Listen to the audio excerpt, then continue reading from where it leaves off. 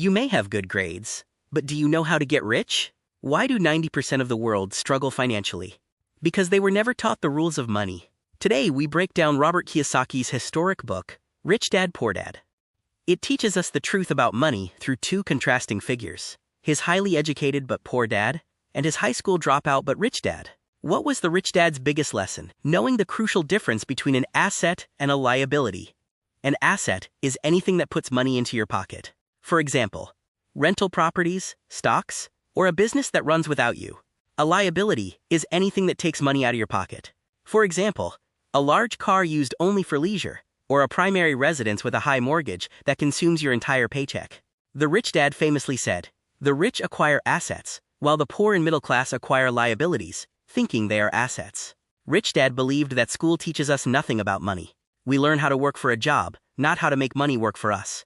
Financial literacy means understanding accounting, investing, and market dynamics. These essential skills are not taught in standard textbooks. Knowledge is power.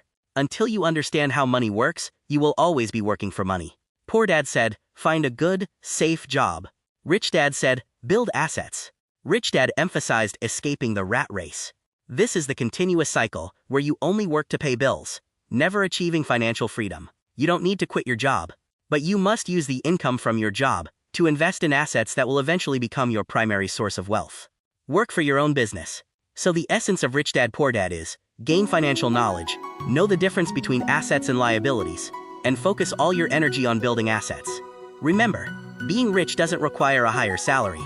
It requires the right financial mindset. Start your journey today.